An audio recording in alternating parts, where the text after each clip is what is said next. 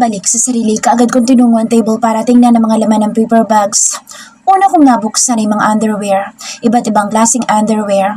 Meron tibak at meron ding normal lang. Sa bagay, mahilig talaga ako sa tibak noon pa. Sunod na binuksan ko yung mga damit at pantalon. May shorts at meron ding skirt. Ang hindi ko inaasahan ay ang makita ang ilang lingeries na kulay itim at pula. Namilog ang aking mga mata kasabay ng aking paglunok. Nagulat ako at nabitawan ng lingerie na hawak ko nang may biglang bumukas ng pinto. Ma'am, sorry po, hindi na ako kumatok. Pinatatawag na po kasi kayo ni sir, kakain na raw po. Sabi nito. Susunod na ako, aayusin ko lang to. Binuksan ko pang isa pang paper bags at mga laman naman noon ay mga pads, panty liner at napkin. Halos kumpleto, may mga makeup pa at lipstick. Sa wakas makakapagbihis na rin ako. Tinaha ko ang banyo at naligo. Mas pinili ko isuot ang shorts at kulay white na sando. Doon ako sanay kapag nasa bahay lang ako. Hindi ko nga pala bahay ito. Nagayos ako ng buhok at slight makeup ang inilagay ko sa aking mukha. Ilang beses na bang bumalik si Manang Isay dito? 2 beses na yata. Na makababa, kagad kong hinanap ang kusina at dining area. Tumikim ako nang makita ko nakaupo sa dining table si Dustin. Hindi na maipinta ang mukha nito nang makalapit ako. Anong oras na? Panimulang tanong niya. 8:00 na. Sagot ko naman nang sulyapan ko ang wall clock. Yes, I know. I waited here for a few hours.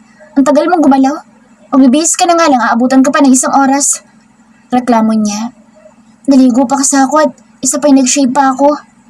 Kagad kong tinakpan ang bibig ko nang ma-realize ang sinagot ko sa kanya. Nasa mid naman sa sariling laway si Dustin. Nag-shave? Napaubo ito. Hindi pa natuluyan. Kagad naman na sinuyo ni Dustin ang kabuuan ko. Kung kanina hindi man lang niya ako tiningnan nang makalapit ako sa kanya, ngayon nakatingin na siya sa akin. Hindi lang nakatingin, nakatitig pa. Bakit ba kasang ingay-ingay at hindi mapigilan ang bibig ko? Kahit ano na lang kasi lumalabas. Pahamak sa buhay ko. Nag-shave ako ng buhok sa legs ko. Ang kapal na kasi, pangitingnan. Palusot ko. Tsaka niya tiningnan ang legs ko. Kahit mag-shave ka pa ng buhok mo sa legs mo, pangit pa rin naman ang legs mo. Walang pinagbago. Malalait lang tuloy ang napala ko. Sit down. Don't pretend you're princess here. Utos niya. Hindi naman ako umasta na prinsesa niya. I forgot. Before you sit down, make me some coffee first. Utos pa nito sa akin. Huminga ako ng malalim bago gumalaw at sinunod ang utos niya. Pagkatapos ko siya ipagtimpla sa tulong ni Manang Rosa, dumiretso na kaagad ako sa dining area at dinala sa kanya. Binigay ko yun sa kanya at inilapag ko sa harapan niya. Nang bawiin ko na ang kamay ko ay nabigla na lang ako nang maramdaman ng mainit na tumama sa aking balat. Hindi ko alam kung sinadya niyang tapunan ang kamay ko o nasagi niya lang iyon kaya natapon sa kamay ko. Napasigaw ako ng malakas sa hapli ng balat na natapunan ng mainit na kape. Chum, hindi ka kasi nag-iingat. Tatanga-tanga ka. Sigaw niya sa pagmumuka ko. Hindi ko inaasahang sisigawan niya ako. Hinipan ko ang kamay ko pero wala man lang siyang pag-aalala sa akin. Wala man lang akong nakitang pag-aalala sa kanyang muka. Sa bagay alam ko sinadya niya iyon. Napaupo ako at patuloy kong hinipan ang kamay ko. Kung saan tumulo ang luha ko. Ma'am, ayos na po ba kayo? Mabuti pa si Manang. Nag-aalala sa akin. Pero si Dustin wala akong makitang pag-aalala sa kanyang mga mata. Let her, Manang. Do your work in the kitchen. Don't help her. She can handle it on her own. She doesn't need your help.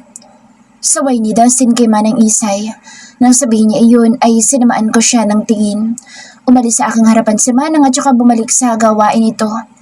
Huwag ka na mag-inerte. Hindi ako nag-iinerte. Kumain ka na. Nagsimula na siyang kumain habang ako'y nasasaktan pa rin dahil sa napaso kong kamay.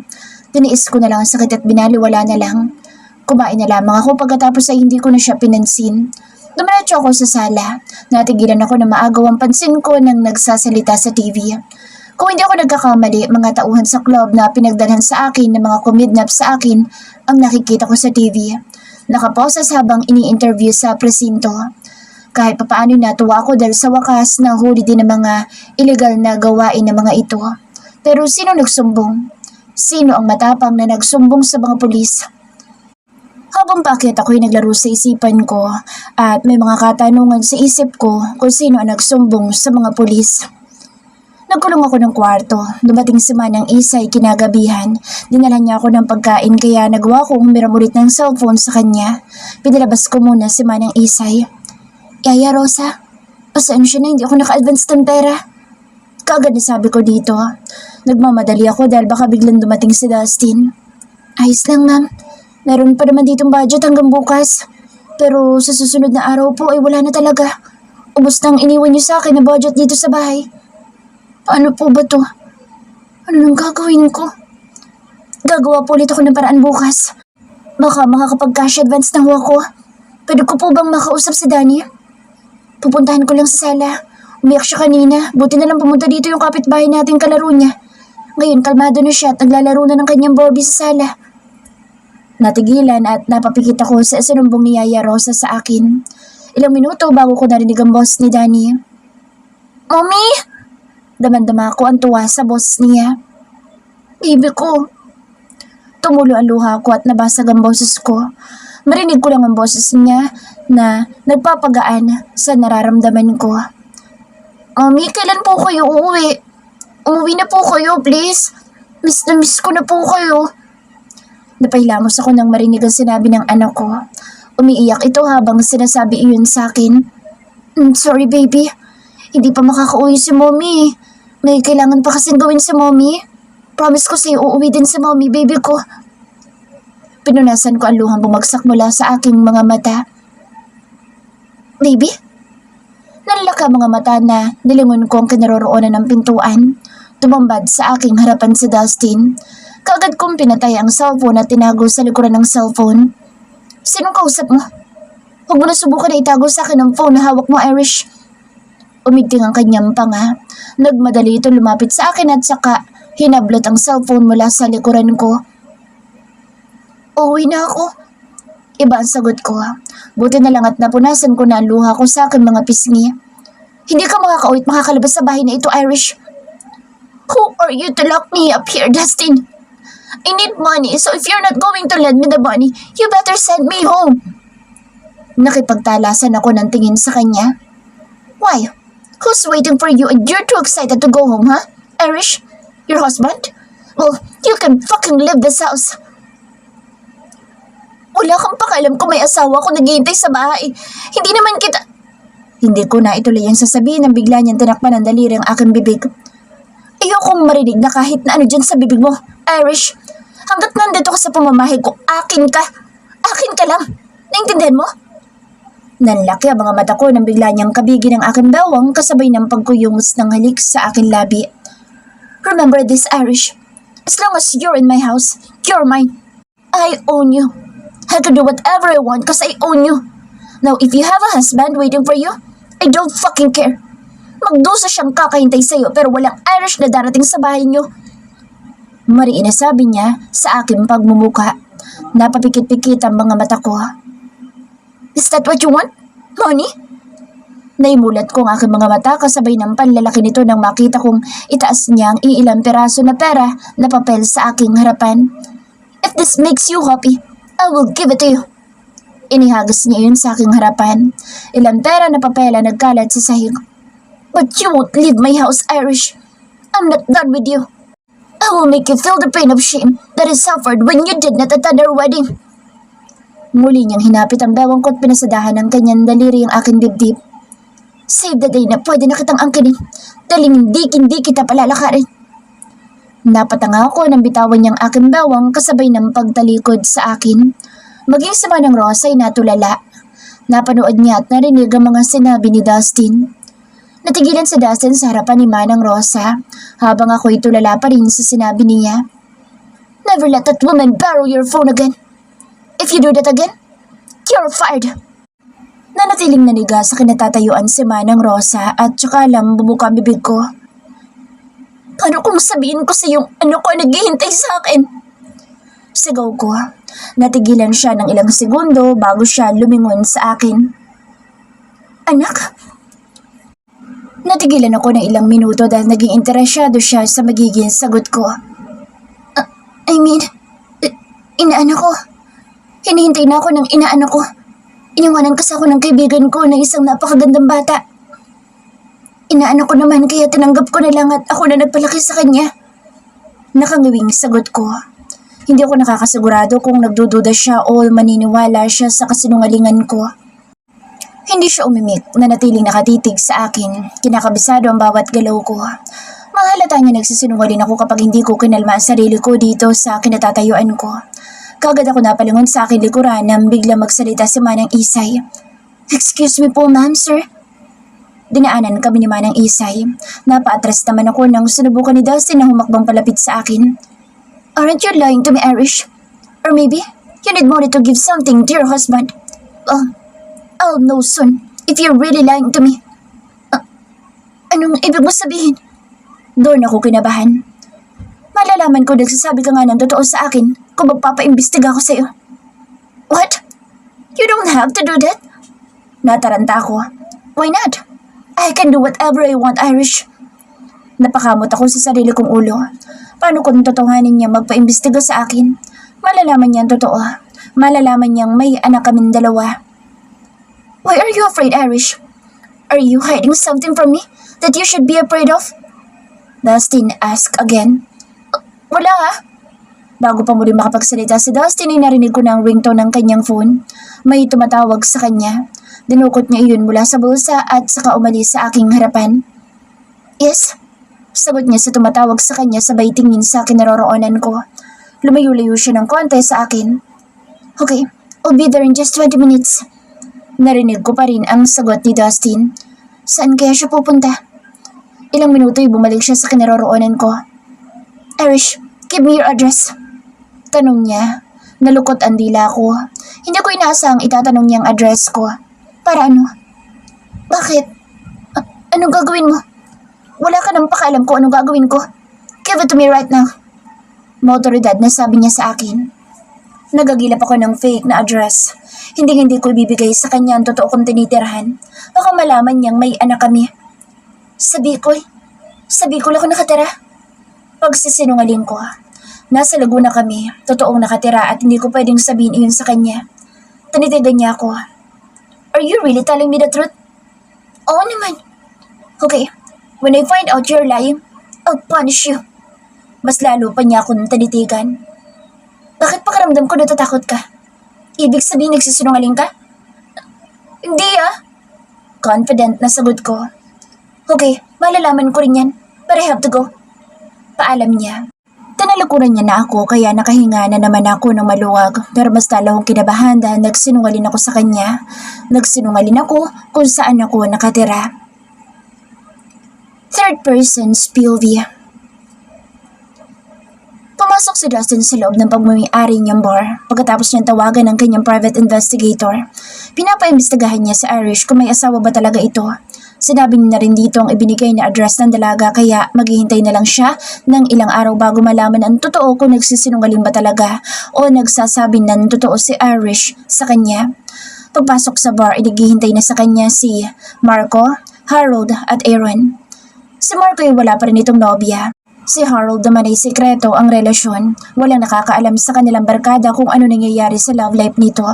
Si Aaron, iyon, buntis na naman si Ashley. Nagsinungaling siya kay Irish. Nagsinungaling siyang hindi niya alam kung nasaan si Harold, ang nakatatandang kapatid ni Irish. Alam niya rin kung nasaan ang mga magulang nito, ngunit hindi niya yun sinabi sa dalaga. Nagsinungaling din siya na nasa ibang bansa ang best friend nitong si Ashley, ang asawa ni Aaron. Gusto niyang maramdaman ng dalaga na nag-iisa na siya dito sa mundo at wala nang matatakbuhan pa kundi siya lang. Lumapit siya kaagad sa kinaroroonan ng barkada. Ang tagal mo? Reklamo ni Marco. Kami na nga itong dumayo sa bar mo, ikaw pa itong late. Pananermo ni Marco. May ginawa pa ako sa bahay. Sagot naman niya. Ano naman ginawa mo? May mga maids ka, bakit ikaw pang gagawa? Tanong naman ni Harold. Hindi ka agad nakasagot. Lumagok siya ng alak. May itinatago ka sa amin, oh. Pangaasar ni Marco. Babae? Si Aaron naman ang nangasar. May girlfriend ka na sa ibang bansa kaya huwag ka naman babae. Tsaka kalimutan mo din ang kapatid ko. Wala nang paramdam sa amin eh. Pangaasar ni Harold. Matagal ko nang kinalimutan ng kapatid mo. Kaagad na sagot niya. Pasensya ka na sa kapatid ko. Talagang hindi na namin siya makita. Maging kami kinalimutan niya na rin. Napapailing-iling si Harold. Ang hindi alam ng mga ito'y nasa kanya sa Irish. Magpakasal ka na kaya? Bakit hindi mo na pauwiin yung girlfriend mo sa ibang bansa? Bumuo ka na ng pamilya mo. Suwestyon ni Marco. Parang ikay may nabuo ng pamilya. Hanggang ngayon single ka pa rin. Bawi niya kay Marco. Natikilat si Marco at napailing-iling na lang. Let's imitate Aaron. Ashley's pregnant again. Ang lakas ng similya mo, dude. Congratulations. Nabaling naman ang pang-aasar ni Marco kay Aaron. Bakit ko sasayangin ang lahi ko? Hanggat kaya kong bumuo-bubo ako. Pilyong sagot ni Aaron. Nagtawanan silang apat. As usual, wala naman si Ellie. Paniguradong hindi na naman pinayagan ng misis niya. Naibaling ni Marco ang usapan kay Elijah. Sanay na tayo sa kanya. Natatawang sabi ni Harold at saka itinaas ang baso para makipag-toast. Pasulyap-sulyap sa sariling wristwatch sa Aaron. Huwag mo sabihing uuwi ka na. Tanong ni Dustin kay Aaron. 20 minutes pa. Sagot ni Aaron. Muli silang nagtawanan. Under ka pala ni Ash. Pangasar ni Harold. You know, Ali, when she's mad, outside the house ang bagsak ko. Kayang-kaya niya akong tiisin hindi lang isang gabi, but for a whole year. If I don't make the first move. Sagot ni Aaron na pinagtawanan ng barkada. Kaya, ayoko pa mag-asawa eh. Ayoko ma-under. Gusto ko lang laging nasa ibabaw. Pabirong sabi ni Marco. Asshole. Of course I'm always on top. Ayos lang na maging under, basta kasing ganda ng misis mo. Dagdag naman ni Marco. Irish Pilvia. Manang, saan po yung kwarto ni Dustin? Nang makababa ako'y dumiretso ako sa sala at sinilip ko ang labas ng glass house. Walang bantay, ngunit sa gate ay may 3 security na nakabantay. Meron sa likod at meron din sa harapan. Sinadya ito ni Dustin. Ang sabi ni Manang Isay sa akin, 2 security guard lang daw ang meron dito. Isa sa main gate at isa sa back gate. Ngayon, dinoble na ni Dustin ang mga nakabantay. Sinisigurado niya yata talagang hindi ako makakalabas. Namalayan ko na lang ang sariling tinatahak na ang kusina tinahanap si Manang. Nakita ko siya sa kusina. Hininto nito ang ginawa at hinarap ako. Bakit, ma'am? Bakit niyo po hinahanap ang salid ni Sir Dustin? Wala po siya dito ngayon. Ano nga ba yung sasagot ko? Ano ba idadahilan ko kung bakit hinahanap ko ang kwarto ni Dustin? Hahanap lang naman ako ng pera, baka may mahanap ako. Patawarin niya ako pero dahil ayaw niya akong bigyan ng pera, kailangan ko na siyang nakawan. Babayaran ko rin naman. Hindi naman talagang nakaw ang gagawin ko. Nakakasama lang ng loob dahil hahantong pa talaga sa pagnanakaw ang lahat. Gusto ko kasi sanang linisin ang kwarto niya. Tsaka gusto ko rin makita. Pagsisinungaling ko pero ang totoo'y maghahanap ako kung may pera siyang isinuksok kung saan. Halika, sasamahan ko po kayo. Tuluyang itinigil ni Manang ang kanyang gawain at naglakad palabas ng kitchen. Nakasunod naman ako sa kanya. Umakyat kami. Habang nasa pasilyo ay dinaanan namin na naging kwarto ko. May isa pang silid kami na dinaanan. Ilang kwarto pa ang dinaanan namin bago kami huminto sa paglalakad. Ayan naman yung laboratory ni Sir Dustin. Bago ka dumating sa bahay na ito, diyan siya palagi nagtatambay. Hindi pa ako nakapasok dyan kahit na isa. Wala pa ibang nakapasok dyan kundi siya lang. Ganun ba? Ano kayong meron dyan? Na-curious na lang ako. Mga samples ng kanyang bagong gawa na flavor ng wine. Sagot nito kaya napatango na lamang ako. Nandito na tayo. Binuksan ni Manang ang pintuan ng kwarto na nasa aming harapan. Pumasok ka na, Iha. Niluwagan niya ang pinto. Huwag ka lang gagalaw ng kahit na anong gamit ni Sir Dustin. Kapag may nagalaw kang gamit ni Sir, pwede mag-automatic lock ang pinto at hindi ka na makakalabas. Kaya mag-iingat ka. Tanging siya na lang ang pwede magbubukas noon. Bili nito sa akin. Napatango na lang ako bago siya umalis sa aking harapan. Sinarado ko ang pintuan bago tuluyan ang pumasok. Pagpasok ko'y napaawang ako sa laki ng paintings na bumungad sa aking harapan. Isang babaeng nakaupo sa kama na alam kong hubot-hubad iyon sa ilalim ng kumot habang mahigpit na kumakapit sa kumot at pilit na tinatakpan ng sarili. Pamilyar sa akin ang scene iyan pero ayokong isipin na ako ang nasa paintings. Nilapitan ko iyon at saka hinaplos ang gilid ng paintings. Nilingon ko naman ang wardrobe. Kaagad ako naglakad palapit doon. Baka sakaling may makitang nakatago na pera pero mukhang imposible naman yata na maglalagay ng pera si Dustin sa kanyang wardrobe. Pumasok ako at bumungad sa akin ang napakarami nitong damit, pantalon at ang kanyang office suit. Hinawi ko ang mga iyon pero wala akong makita. Para akong tanga. Kahalungkat ko, hindi ko inaasahang napunta ako sa mga underwear. Sumagi pa sa daliri ko ang itim na underwear. Napangiwi naman ako. Ang hindi ko inaasahang gagawin ko, inilapit ko ito sa aking muka. Banda sa aking ilong at inamoy ito. Para na akong tanga.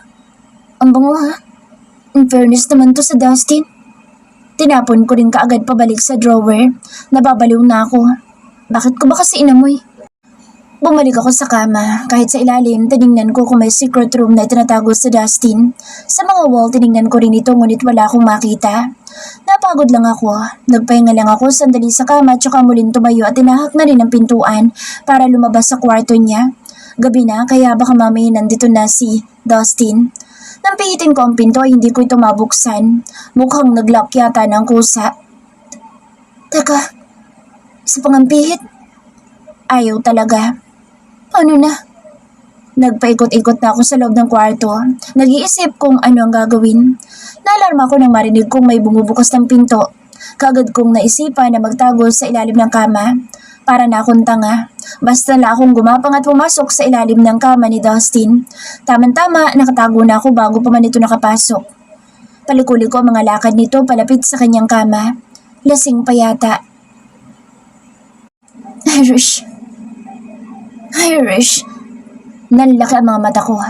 Sinasambit niya lang pala ang pangalan ko. Akala ko nakita niya na ako. Isa kang pasaway na babae. Sinisinok pa ito habang sinasambit ang pangalan ko.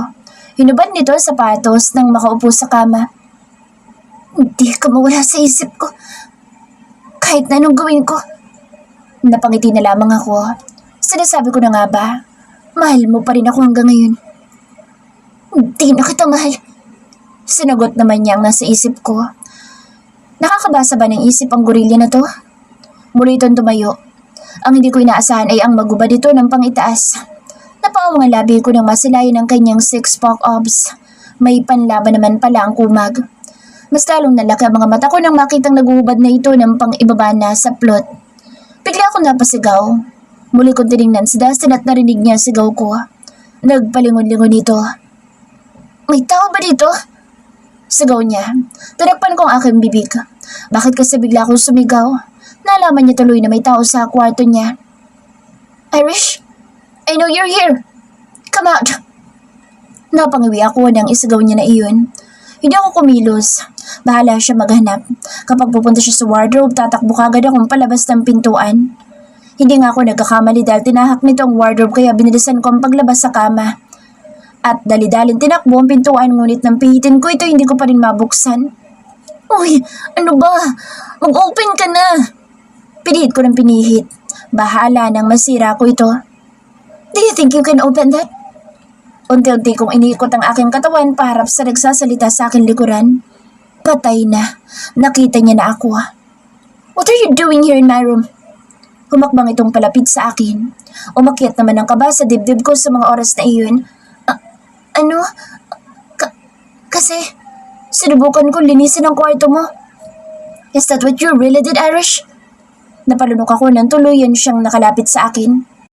Kailangan ko ba magpasalamat dahil nilinis mo ang kwarto ko? Magiging kwarto mo na rin to. Naamoy ko ang hininga niyang amoy alak. Tumatama na sa aking muka. Oo, naglilinis ako pagkatapos palabas na sana ako ng kwarto mo ngunit hindi ko na mabuksan. Patuloy na paliwanag ko. Yung mga mata ko'y palipat-lipat ng tingin. Minsan sinusulyapan ko nang matagal ang namumutok nito mga abs at minsan lumilipat din ang aking paningin sa kanyang muka. Why are you nervous? It's obvious in your voice. You weren't like that before. Where's the one who always hates me? His voice was sexy. Ngumisi siya pagkatapos at mas lalo pang lumapit sa akin. Inilapit niya ang kanyang kamay sa aking muka at hinaplos ito. Hindi ako kinakabahan. At saka wala ako sa lugar para magtaray. Sagot ko naman dito. Because you are in my house. What am I going to do with you now? That you're here in my room? Mas lalo naging pilyo ang mga tingin niya sa akin. Ako naman ay sunod-sunod na napalunok.